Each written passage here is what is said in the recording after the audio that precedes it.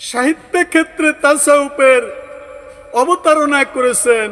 গদ্য ও পদ্যের মাধ্যমে তিনি তাসাউফে বিষয়ে এমন মহামূল্যবান যত্নসমূহ ছড়িয়ে দিয়েছেন, যার দ্বারা মানব সমাজ আজও উপকৃত হয়। এখনো তার হৃদয়ে ইশকে এলাহির তাজিল্লির আভা ফুটে উঠেছে। কার? মা রাবেয়া বশরীর। তখন মা রাবেয়া তা পদ্মের মাধ্যমে প্রকাশ করেছেন। এক স্থানে তিনি নিজ নফসকে সনন্দন করে বলছেন, হে নফস, তুমি আল্লাহর সাথে তোমার মোহব্বত ও ইশকের দাবি করছো, অথচ তুমি তার নাফরমানিও করে থাকো। এর চেয়ে বিস্ময়কর আর কিছুই হতে পারে কি? মা রাবেয়া বশরী নিজের যে নফস আছে কুপত নিয়ে যায়, আবার আল্লাহকে ডাকতে কয়, তাই নিজেকে নিজে বলতেছে মা রাবেয়া। তোমার আরো বলল, তোমার মোহব্বত এবং ফরমানদারি অবশ্যই করে থাকে। তিনি আল্লাহ পাকের লক্ষ্য করে বলছিলেন এই মা রাবেয়া।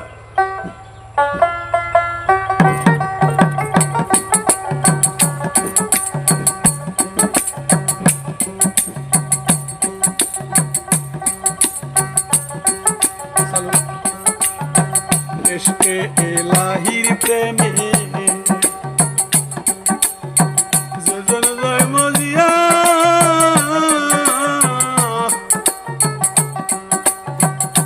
দুনিয়াকে ভুলে যায় রে, সেই জন তারে কোথায় পাইয়া রে।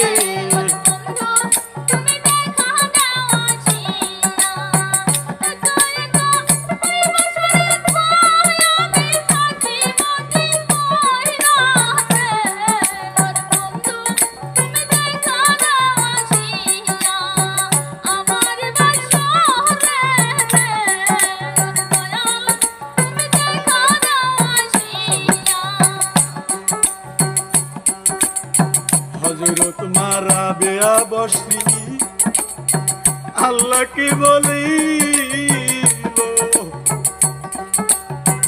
আমি তোমাকে ভালোবাসি দু প্রকার।